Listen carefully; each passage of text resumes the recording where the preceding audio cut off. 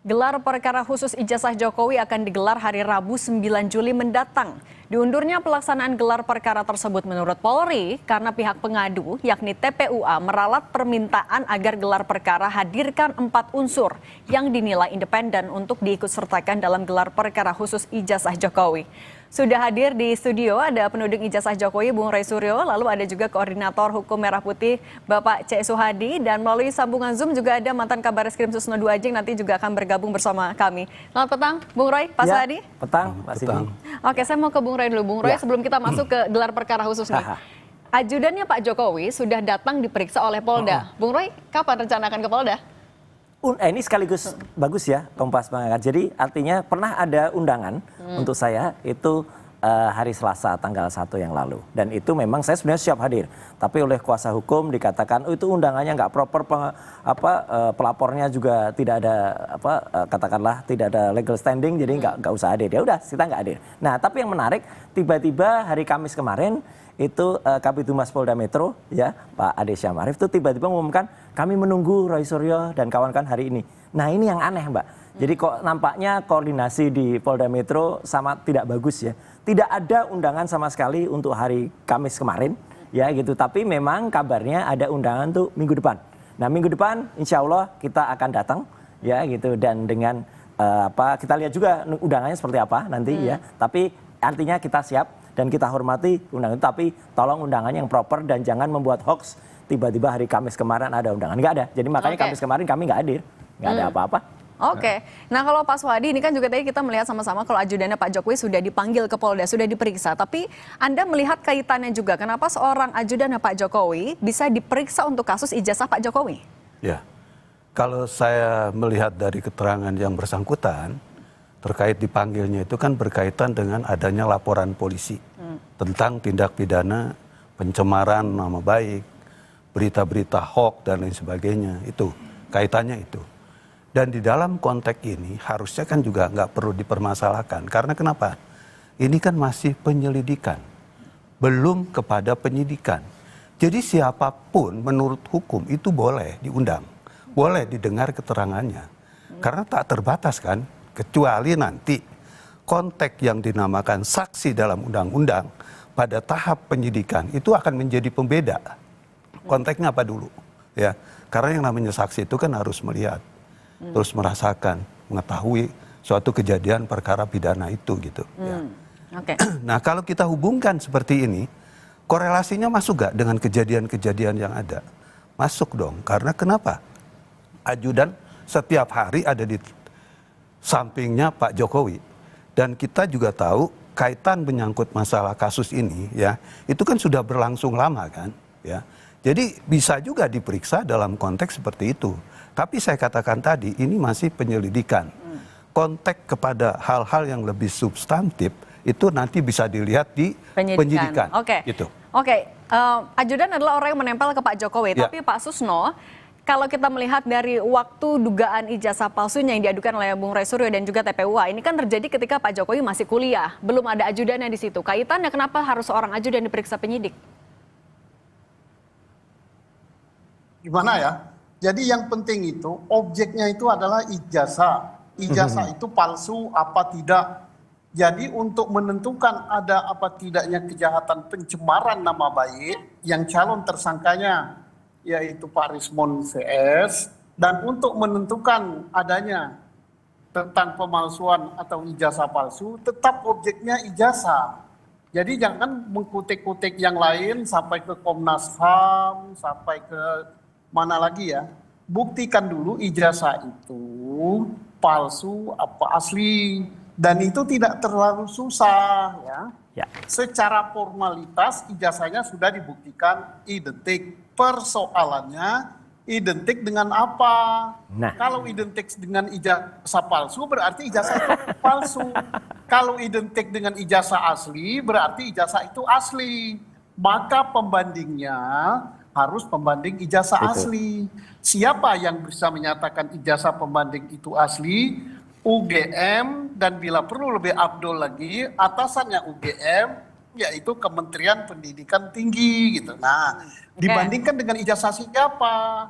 Ijazah yang betul-betul Pak Jokowi alumni tahun 1985 dari Fakultas.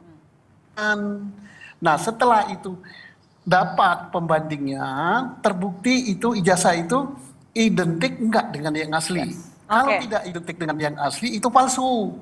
Nah, Ini juga kan kemudian yang nanti, ini juga nanti yang akan dibuktikan atau ingin dibuktikan oleh Bung Roy Suryo dan kawan-kawan ketika gelar perkara khusus. Tapi kenapa sebenarnya Bung Roy Suryo bersikukuh sekali gelar perkara khusus itu harus dilakukan dalam waktu dekat. Tapi nanti kita akan bahas lagi seusai jeda, tetap bersama kami. Oke, sebentar. Sedikit aja, Mas. Oke, silakan Pak Sugeng, singkat. Sebenarnya bukan gelar perkara khusus, gelar perkara biasa saja. Tetapi sebaiknya perkara ini ditarik semuanya ke Mabes Polri. Jangan ada yang di Mabes, ada yang di Polda. Wong ini presiden kok, mantan presiden dan menggegerkan nasional. Jadi supaya tidak berbeda persepsi antara Polda dengan Mabes, tarik ke Mabes gitu. Oke, kemudian kan juga jadi catatan Bung Roy Suryo adalah kenapa 4 orang ini, Bung Roy Suryo termasuk, harus hadir juga dalam gelar perkara khusus hari Rabu. Nanti kita akan bahas lebih lanjut bersama kami di Kompas Petang usai jeda. Ke Bung Roy Suryo dulu. Bung Roy Suryo, dari permintaan TPUA ada DPR, Komnas HAM, Bung Roy Suryo dan juga Bung Rismon. Oke, kalau Bung Roy Suryo dan Bung Rismon adalah sebagai satu tim ahli independen yang diminta oleh TPUA. Tapi kenapa harus ada DPR? Kenapa harus ada Komnas HAM? Kalau saya jawab terus terang saya juga baru dengar ini. Kenapa ada DPR, kenapa ada Komnas HAM. Ya, karena surat penundaan yang kemudian dikirimkan, apapun itu namanya, ya saya hargai statement dari Brigjen Tresno Yudo tadi yang mengatakan itu ralat, apapun namanya, itu waktu pemberitahuan tadinya hari kemarin tanggal 4, kemudian diralat menjadi tanggal 9, itu justru hanya disampaikan kepada TPUA dan para pihak yang diharapkan untuk hadir. Nah, tapi koordinasi dengan TPUA kenapa harus ada dua pihak tadi? Maksudnya dua pihak yang lain? DPR dan juga Komnas HAM. Saya kan bukan orang TPUA. Jadi artinya saya hanya diberitahu oleh TPUA siap-siap hadir. Jadi saya hanya bisa menjawab itu aja. Oke, kalau dari Pak Suhadi dengan melibatkan ada DPR dan Komnas HAM di permintaan digelar perkara khusus, perlu nggak sih sebenarnya? Itu sih terlalu overlap ya. Karena kenapa? Lembaga DPR itu kan lembaga politik. Ya mungkin juga memang di situ ada Komisi 3-nya berkaitan dengan masalah hukum. Tapi kan lebih cenderungnya kepada hal-hal yang nantinya terkesan penyidikan itu diintervensi. Jadi nanti malah hasilnya menurut saya nggak akan bagus itu. Ya menurut saya ya pihak Mabes Polri untuk jangan melibatkan anggota DPR dalam konteks ini. Termasuk juga Komnas HAM. Karena ini kan perkara pidana berkaitan dengan masalah tentang palsu dan tidaknya ijazah. Sederhana sekali, saya setuju dengan Pak Sunto tadi. Jadi kalau sampai melebar seperti itu, kesannya seperti mau dibawa kemana gitu kan. Ya, jadi nggak usah overlap lah, nggak usah berlebihan dalam konteks ini. Gimana Pak Susno, ini berlebihankah melibatkan Komnas HAM dan DPR? Intervensikah ini tanda-tandanya? Ya kalau memang betul ada melibatkan Komnas HAM dan DPR, itu terlalu melebar. Polri harus independen, percaya diri bahwa ini perkaranya gampang. Setuju. Gampangnya apa? Asal tidak ada pendapat-pendapat lain, murni pendapat hukum. Apa yang perlu pendapat hukum? Ijazah yang dilaporkan oleh TPU ya, kalau tidak salah, itu asli apa palsu. Hanya itu saja. Nah, untuk membuktikan ini asli apa palsu, ini gampang sekali. Ini bukan produk digital, ini kok ijazah biasa, kertasnya biasa, tinggal dibandingkan. Pembandingnya itu harus betul-betul yang asli. Siapa yang bisa memberikan statement asli? Satu UGM, supaya lebih abdol.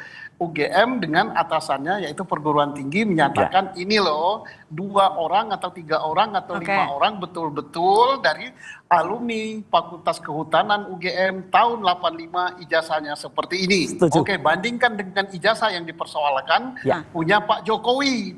Nah, kalau dia identik berarti asli. Kalau dia tidak identik berarti palsu. Nah, dengan demikian Pak Susno, kan yang juga jadi sorotan adalah gelar perkara khusus. Gelar perkara kan salah satu tujuannya adalah untuk menentukan ada tersangka atau tidak, ada dugaan tindak pidana atau tidak. Tapi kalau konteksnya gelar perkara khusus untuk ijazah Pak Jokowi, definisi khusus ini apa? Yang membedakan dengan gelar perkara biasa ini apa? Oke lah, kita anggap saja ini khusus karena Pak Jokowi mantan presiden. Ya bagus. Maka yang harus hadir adalah ya pelapor dan pihak terlapor dan di tingkat Mabes Polri adalah pejabat-pejabat yang kelasnya jangan kelas-kelas biasa, tapi bila perlu para bintang-bintang, para pakarnya, itu saja. Jangan mengundang orang-orang luar yang tidak terkait dengan masalah ini. Kalau mengundang itu sama dengan membuka pintu, tolong dong campur tangani kami gitu, atau tolong dong backup kami, itu nggak bagus gitu. Lembaga Polri itu adalah lembaga yang sangat kuat, yang dibentuk dengan Undang-Undang Dasar 45, kemudian kekuasaan dan kewenangannya diberikan oleh rakyat dengan undang-undang. Oke, kalau dari Bung Roy Suryo, artinya nanti digelar perkara khusus tadi itu di hari Rabu, apa yang akan Anda siapkan, apa yang akan Anda bantu buktikan untuk teman-teman TPU? Saya sangat setuju statement dari Pak Susno tadi. Hadirkan secara asli, ya, satu ijazahnya Jokowi, kedua ijazah dari teman-teman yang tadi ada. Karena ini pada gelar perkara kemarin di Mabes Polri itu tidak ada ijazahnya Jokowi, juga tidak hadir, tidak dipegang secara analog, nggak ada, ditampilkan juga bukan ijazah, itu hanya fotokopi dilipat. Nah kalau ada, saya bisa membuktikan nanti apa yang sudah kami research dengan ijazah teman-temannya yang kemarin sudah saya analisis, nomor 1115 miliknya Frono Jiwo, 1116 milik almarhum Hari Mulyono, 1117 milik Sri Murti Ningsih, itu tidak identik dengan ijazah 1120 milik Joko Widodo. Karena kemarin dituduh, wah itu kan hanya lihat gambar, iya karena itu yang diupload oleh Mabes Polri. Kita harus percaya Mabes Polri kan. Nah setelah itu kalau semua itu ada dan besok itu hadir semuanya ijazah asli loh ya. Dihadirkan aslinya semua, ikut nah, kalau gitu kenapa alat bukti yang Anda punya juga tidak langsung dilaporkan saja ke polisi? Sudah. Jadi sama TPUA, hasil riset saya dan Dr. Resmond itu sudah dimasukkan dalam laporan pendumas yaitu TPUA ke Mabes Polri. Oke. Udah. Pak Suhadi, bagaimana menanggapi bersikukuh sekali dari teman-temannya Bung Roy Suryo ini melakukan gelar perkara khusus? Ya, karena apa tadi? Mau membuktikan lagi identik atau tidak? Ini asli apa enggak? Tanggapan Anda gimana? Jadi gini, mungkin saya tambahkan sedikit nih ya. Gelar perkara khusus itu sebetulnya memang diatur dalam Perkap Polri ya, nomor 6 tahun 2019. Itu di pasal 31, perkara itu ada 2, gelar perkara itu ada perkara biasa dan perkara khusus. Dan di pasal 33 ya, tentang gelar perkara khusus itu seperti apa. Itu mungkin yang sudah menimbulkan kehebohan dan lain sebagainya itu dilakukan atas permintaan, tentunya atas permintaan dalam konteks ini dari kuasa hukum atau para pihak dalam konteks ini gitu ya.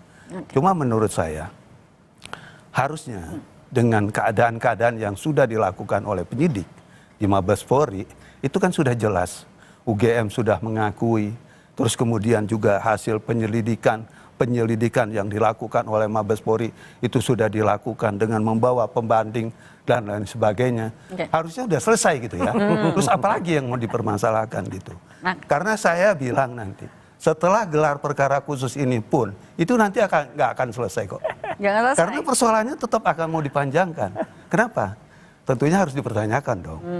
Pak Roy kan juga takut perkara di Polda ini kan. Enggak lah. Karena kalau seandainya gelar perkara ini selesai ya, dan kemudian nanti hasilnya identik ya, tentunya kan punya akibat. Akibatnya akibat hukum dong buat kalau hasilnya tidak identik, ada juga yang takut kan? Ya itu lain lagi gitu kan. Tapi dalam konteks ini, saya melihat masa sih sekelas UGM sampai seberani itu menurut saya nggak mungkin lah. Nah ini soal, selain pernyataan dari UGM, Pak Susno, selain pernyataan UGM, apakah bukti-bukti yang dimiliki oleh Bung Roy Suryo dan TPUA ini sebenarnya cukup untuk membuktikan keaslian dari ijazah Pak Jokowi? Saya tidak memihak siapapun juga ya, tapi kita tidak boleh berasumsi ya. Tidak boleh berasumsi bahwa ijazah itu asli, bahwa ijazah itu adalah dikeluarkan oleh UGM, masa UGM sebesar itu. Oleh karena itulah harus dibuktikan secara hukum bahwa itu betul-betul asli. Setuju. Supaya tidak menimbulkan persoalan. Pak Roy Suryo menuduh demikian dan CS ya dan Pak Resmond. Nah ini kita tidak boleh katakan bahwa orang ini berasumsi dia cari masalah sengaja diperpanjang agar ini, tidak boleh. Harus kita buktikan secara hukum bahwa dia betul-betul cari masalah atau bahwa dia betul-betul punya bukti. Dan ingat ya, perkara ini adalah perkara pidana. Pidana itu kebenaran yang dicari itu adalah kebenaran material. Bukan ini ijazahnya asli. Walaupun ijazah itu asli, walaupun itu UGM yang mengeluarkan, tapi berhak apa tidak Pak Jokowi pakai itu tergantung dengan persyaratan-persyaratan untuk mendapatkan ijazah itu. Bisa saja asli. Bisa saja UGM, tapi syaratnya. dia tidak berhak mendapat. Contohnya apa? Oke. Skripsinya dan sebagainya. Tapi itu harus Ya. dibuktikan secara hukum. Oke, Tidak ada. boleh hanya asumsi begitu ya. Oke, harus ada pembuktian hukumnya. Oke, Setuju. nanti kita tunggu juga di Iya. hari Rabu ya, digelar Iya. perkara khusus. Pak Susno Duaji, Bung Roy Suryo, dan juga Pak Swadi, Terima terima kasih, Pak kasih Susno. sudah berbagi di Terima Kompas kasih. Petang. Saya Terima selalu kasih, Pak sebelumnya Adi. ya. Terima kasih Pak Swadi, Pak Roy Ya, Suryo.